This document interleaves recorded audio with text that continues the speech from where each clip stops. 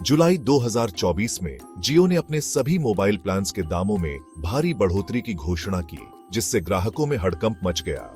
उसने अपने सारे मोबाइल प्लान्स के दाम 25% तक बढ़ा दिए। यह बढ़ोतरी इतनी अचानक और अप्रत्याशित थी कि लोगों को समझ ही नहीं आया कि क्या हो रहा है। मार्केट में मानो भूचाल आ गया। टेलीकॉम इंडस्ट्री में इस कदम ने एक नई बहस को जन्म दे दिया। ग्राहकों को बहुत बड़ा झटका लगा। वे सोचने लगे कि जियो, जो हमेशा से सस्ता और किफायती माना जाता था, उसने अचानक ऐसा कदम क्यों उठाया। जियो ने कहा कि यह करना बहुत जरूरी था। कंपनी ने अपने ग्राहकों को समझाने की कोशिश की कि यह कदम क्यों उठाया गया। कंपनी ने बताया कि पिछले कुछ सालों में नेटवर्क पर खर्चा बहुत बढ़ गया है। नए इंफ्रास्ट्रक्चर और तकनीकी उन्नति के कारण कंपनी को अपने नेटवर्क को बनाए रखने और सुधारने के लिए अधिक धनराशि की आवश्यकता है। उसे अपना खर्चा निकालने के लिए दाम बढ़ाने ही पड़े। यह कदम कंपनी के वित्तीय स्थिरता के लिए आवश्यक था, लेकिन ग्राहकों को यह बात हजम नहीं हो रही थी। वे इस बदलाव को स्वीकार करने में कठिनाई महसूस कर रहे थे। जियो ने पहले कभी ऐसा नहीं किया था। यह पहली बार था जब कंपनी ने इतनी बड़ी बढ़ोतरी की घोषणा की थी। वो हमेशा सबसे सस्ता ही रहा था।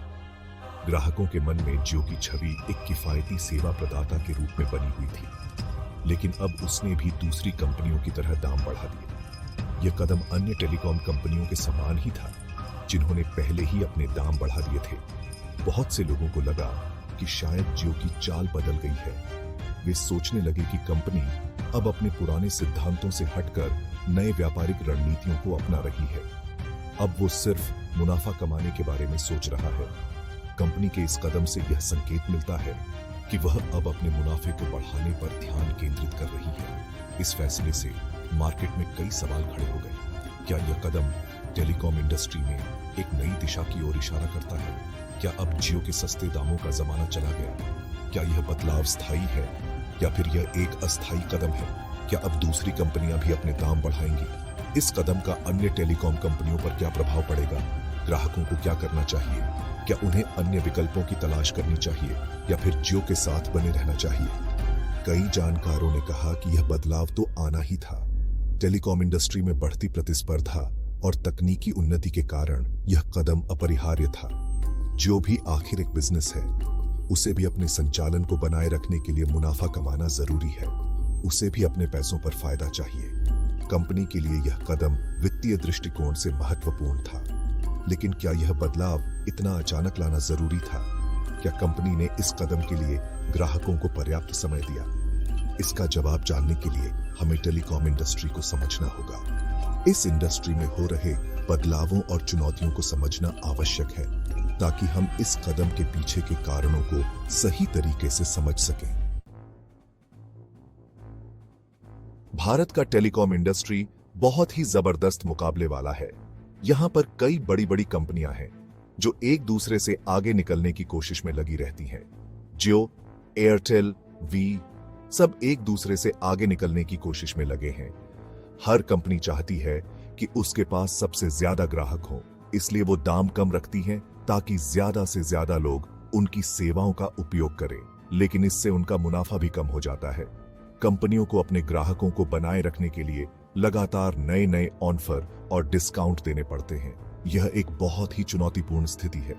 जियो ने 2016 में मार्केट में कदम रखा था। उसने बहुत ही कम दामों पर अपनी सर्विस शुरू की थी। इससे बाकी कंपनियों को भी अपने दाम कम करने पड़े। कई साल तक यही चलता रहा। इससे ग्राहकों को तो फायदा हुआ, उन्हें सस्ते दामों पर अच्छी सर्विस मिली, लेकिन कंपनियों को नुकसान हुआ। अब समय बदल रहा है। कंपनियों को लग रहा है कि वो ऐसे नहीं चल सकती। उन्हें अपने नेटवर्क को और बेहतर बनाना है। 5G सर्विस शुरू करनी है। इसके लिए पैसा चाहिए, इसलिए अब वो दाम बढ़ा रही है। जियो ने भी यही किया है।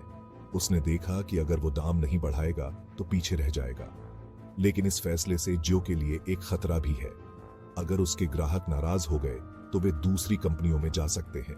इसलिए जियो को बहुत सोच समझकर आगे बढ़ना होगा। उसे अपने ग्राहकों को यह समझाना होगा कि दाम क्यों बढ़ाए गए हैं। साथ ही उसे यह भी दिखाना होगा कि उसकी सर्विस अभी भी सबसे बढ़िया है। यह एक चुनौतीपूर्ण समय है, लेकिन जियो को इस चुनौती का सामना करना ही होगा। जियो ने पिछले कुछ सालों में बहुत बड़ा इन्वेस्टमेंट किया है। उसने अपने नेटवर्क को और मजबूत बनाया है, 5G सर्विस के लिए तैयारी की है। इसके लिए उसने बहुत सारा पैसा खर्च किया है। यह पैसा कहीं से तो आना था। जियो के पास दो रास्ते थे, या तो वो और कर्ज ले या फिर अपने दाम बढ़ाए। जियो ने दूसरा रास्ता चुना। उसने दाम बढ़ाने का फैसला किया। यह उसकी मजबूरी थी। अगर वो ऐसा नहीं करता तो उसकी हालत खराब हो जाती। उसे अपने निवेशकों को जवाब देना पड़ता। वो पूछते कि इतना पैसा लगाने के बाद भी फायदा क्यों नहीं हो रहा है। जियो की असली कंपनी रिलायंस इंडस्ट्रीज है। वो चाहती है कि जियो मुनाफा कमाए, इसलिए उसने भी जियो पर दबाव डाला होगा। रिलायंस के शेयरधारक भी यही चाहते हैं। वो देखना चाहते हैं कि उनका पैसा कब फायदा देगा। इसलिए जियो के पास और कोई रास्ता नहीं था, उसे दाम बढ़ाने ही थे। लेकिन जियो ने यह कदम बहुत सोच समझकर उठाया है। उसने पहले अपनी सर्विस को बेहतर बनाया, 5G नेटवर्क शुरू किया, फिर उसने दाम बढ़ाए। इससे ग्राहकों को लगेगा कि वे अच्छी सर्विस के लिए ज्यादा पैसे दे रहे हैं। जियो को उम्मीद है कि इससे उसके ग्राहक नाराज नहीं होंगे। वे समझेंगे कि यह जरूरी था। लेकिन क्या यह प्लान काम करेगा, यह तो समय ही बताएगा। टेलीकॉम के क्षेत्र में बहुत से नियम होते हैं। ये नियम टेलीकॉम सेवाओं की गुणवत्ता और उपभोक्ताओं के हितों की रक्षा के लिए बनाए जाते हैं। सरकार और TRAI, telecom regulatory authority of India, ये नियम बनाते हैं। TRAI का मुख्य उद्देश्य यह सुनिश्चित करना है कि टेलीकॉम सेवाएं सस्ती और सुलभ हों। कंपनियों को इन नियमों का पालन करना पड़ता है। अगर वे ऐसा नहीं करती तो उन्हें भारी जुर्माना भरना पड़ सकता है। कभी कभी ये नियम बदल जाते हैं। नए नियमों के साथ तालमेल बिठाना कंपनियों के लिए चुनौतीपूर्ण हो सकता है। तब कंपनियों को अपनी चाल बदलनी पड़ती है। उन्हें अपने व्यापारिक रणनीतियों में बदलाव करना पड़ता है ताकि वे नए नियमों का पालन कर सकें। जियो की कीमत वृद्धि का एक कारण यह भी हो सकता है। नए नियमों के कारण कंपनियों को अतिरिक्त खर्च करना पड़ता है, जो वे उपभोक्ताओं से वसूलती हैं। पिछले कुछ सालों में TRAI ने कुछ नए नियम बनाए हैं। इन नियमों का उद्देश्य टेलीकॉम सेवाओं की गुणवत्ता में सुधार करना है। उसने कहा है कि कंपनियों को अपने नेटवर्क की क्वालिटी सुधारनी होगी। इससे उपभोक्ताओं को बेहतर सेवा मिल सकेगी। उन्हें गांव में भी अच्छी सर्विस देनी होगी। ग्रामीण क्षेत्रों में टेलीकॉम सेवाओं की पहुंच बढ़ाना भी एक महत्वपूर्ण लक्ष्य है। इसके लिए कंपनियों को और पैसा खर्च करना पड़ेगा।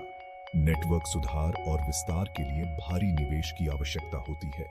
जियो को भी यह करना पड़ेगा। उसे भी अपने नेटवर्क में सुधार के लिए निवेश करना होगा। इसलिए उसे अपनी कीमतें बढ़ानी पड़ी।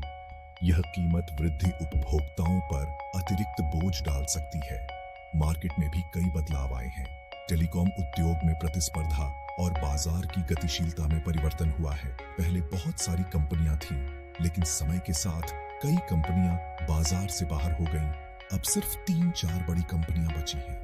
इन कंपनियों का बाजार पर अधिक नियंत्रण है। इससे मुकाबला कम हुआ है।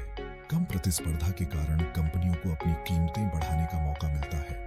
कंपनियों को लगता है कि अब वे अपनी कीमतें बढ़ा सकती हैं। वे मानती हैं कि उपभोक्ताओं के पास सीमित विकल्प हैं, ग्राहकों के पास ज्यादा विकल्प नहीं है। वे मजबूरन बढ़ी हुई कीमतें चुकाने के लिए तैयार हो जाते हैं। जियो ने भी यही सोचा होगा। उसने देखा कि अगर वो कीमतें बढ़ाएगा तो उसके ज्यादातर ग्राहक उसके साथ ही रहेंगे। उसने देखा कि अगर वो कीमतें बढ़ाएगा तो उसके ज्यादातर ग्राहक उसके साथ ही रहेंगे। यह एक रणनीतिक निर्णय था, लेकिन इस फैसले से जियो को सावधान रहना होगा। उसे यह सुनिश्चित करना होगा कि कीमतें बढ़ाने से ग्राहक न खोए। अगर वो बहुत ज्यादा कीमतें बढ़ाता है तो TRAI उस पर एक्शन ले सकता है। TRAI का उद्देश्य उपभोक्ताओं की सुरक्षा करना है। TRAI चाहता है कि ग्राहकों को सस्ती और अच्छी सर्विस मिले। वह यह सुनिश्चित करने के लिए कड़े कदम उठा सकता है। इसीलिए जियो को एक संतुलन बनाना होगा। उसे अपने मुनाफे और उपभोक्ताओं की संतुष्टि के बीच संतुलन बनाना होगा। उसे अपनी कीमतें इतनी बढ़ानी होंगी कि वह मुनाफा कमा सके, लेकिन उपभोक्ताओं को भी संतुष्ट रखना होगा, लेकिन इतनी नहीं कि TRAI नाराज हो जाए। उसे यह सुनिश्चित करना होगा कि वह नियमों का पालन कर रहा है। यह एक मुश्किल काम है, लेकिन यह आवश्यक है कि वह इस संतुलन को बनाए रखे। लेकिन जियो को यह करना ही होगा। उसे अपने व्यापारिक लक्ष्यों और नियामक आवश्यकताओं के बीच संतुलन बनाना होगा। जियो के दाम बढ़ने का सबसे ज्यादा असर ग्राहकों पर पड़ेगा। उन्हें अब अपने मोबाइल बिल के लिए ज्यादा पैसे देने होंगे। यह कई लोगों के लिए मुश्किल हो सकता है, खासकर उन लोगों के लिए जिनके पास कम पैसे हैं। वे शायद अपना डेटा कम यूज करेंगे या फिर सस्ता प्लान खोजेंगे। कुछ ग्राहक नाराज भी हो सकते हैं।